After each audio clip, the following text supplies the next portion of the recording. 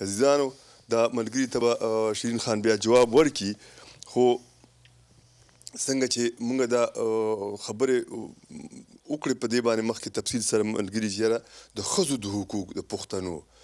پښتانه او د ښځو د حقوقو خبره دا ده چې زه وایم چې پښتانه د هر چا نه په دې حقوقو مخکې پوهېږي او پوه دي د ښځو مثال زمونږ په معاشره کې داسې دی لکه وزیر داخله او د پلار مثال داسې چې وزیر خارجه صحیح وای او پښتانه په دې پوه دي چې مور ښځه ذات مور ده ښځه خور ده ښځه اولاد دی ښځه د ژوند ملګرې ده او د مور د خپو د لاندې جنت دی نه چې د پلار په بریتو کې نو پښتانه په دې باندې کې د هر چا نه ښه پوه دي خو د بدقسمتۍ نه د پښتون په خپله خاوره باندې خپل واک نشته په هر څوک چې راځي څنګه چې مشر خبره وکړه چې راځي او په مونږ کې را دننه کېږي او داسې خلک راپورته کړي ناپوهه خلک چې هغه غلط استعمال شي پښتنو چې څو پورې پښتانه متحد شوي نه دي او د خپل وطن واک اختیار په خپل لاسو کې نه دی اخیستی نو هېڅ کله هم نشي کېدی چې یو وجود په میز باندې کې ته وڅېرې او هغه تاسو پورې ګنډلی نی او ته به د هغې وینه ودرې داسې کېدی نه شي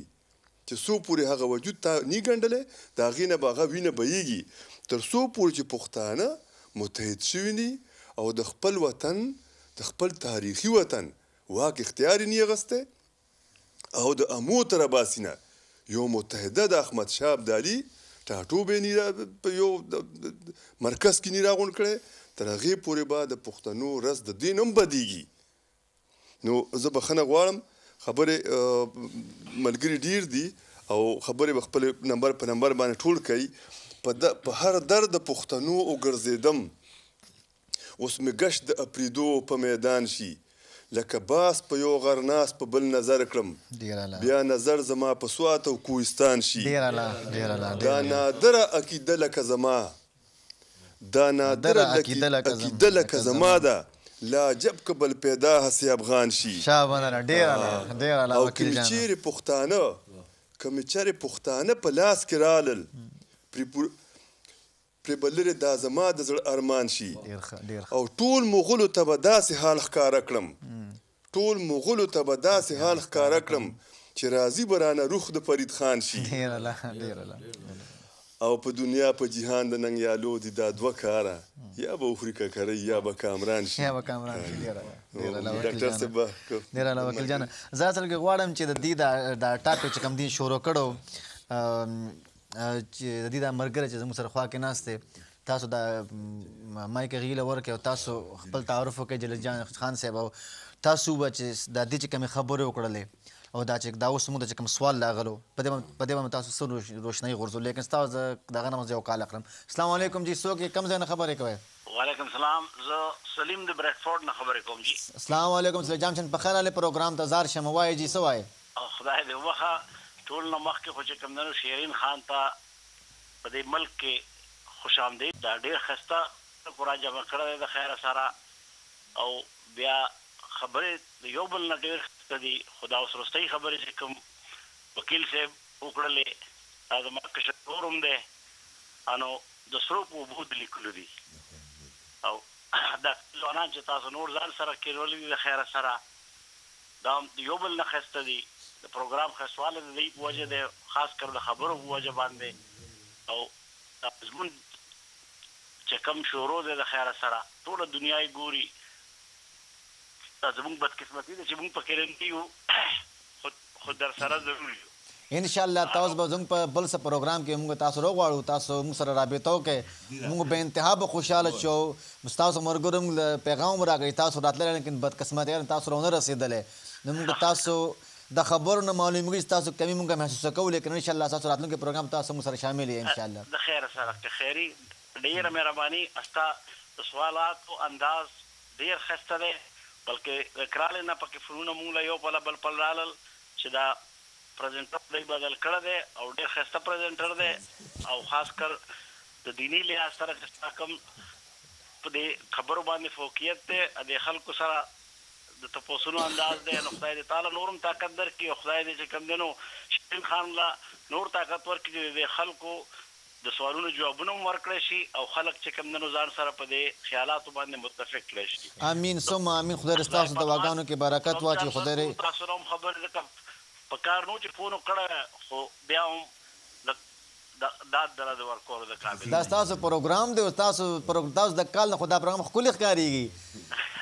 بس ډېر ښایسته بابو بیا پکې لا ډېر خوند کوي چې بې د حاضرۍ نه چې کوم دی نو ناست دی لومبی ځل دی چې په ټلویزیون باندې لاس کې څه نشته خو ټیک اکرام الله ایوب ماشاءالله ټول خپل خیالات ادار پکې نه وکړي د خیره سره زه به تاسو پرېږدم چې تاسو چې کوم دی نو پروګرام مخکې ورسوئ. ډېره مننه ډېره مهرباني. خدای مو خوشحاله ساتو. دوباره راته بیا کال کوئ انشاءالله. زما خواهش چې تاسو پروګرام کې مو سره شامل شئ انشاءالله. حاجي تاسو هغه سوالونو باره کې څه ویل غوښتل دي؟ زما نوم جلیل دی او زه هم یو اتیا کې زه المان ته راغلی وم او هم د دې پارټۍ پی ایس ډي پي د مشرانو جرګې ممبر یم. څومره پورې چې د پښتنو تاسو بیا که کلام کوم یو کال راغی. جی وایي جی السلام علیکم. جی څوک د کوم ځای نه خبرې کوئ؟ جی السلام علیکم. زه یونس خبرې کوم. السلام علیکم یونس خانه. زه کرای نه خبرې کوم. سبحان الله. د ټول نه لومبی خو د مېلمنو ته هرکلی وم او ما خو ټلیفون اوچت کړی خو زما نه مخکې چې کوم دی نو زموږ د یو ملګري وکیل صاحب چې کوم دی نو هغه زما د زړه چې کومه خبرې وې هغه مخکې وکړې نو ما ویل چې زما ټلیفون ته خو زیات پاتې شو بیا مې یو معمولي غوندې یو پوینټ پکې نه وړاندې کوم د مېلمه ته چې کوم د جرمني نه راغلی. جی سبحان الله. وایي جی زما په خیال باندې داسې به هېڅ هم خاص کر په دې یوروپ کې نه وي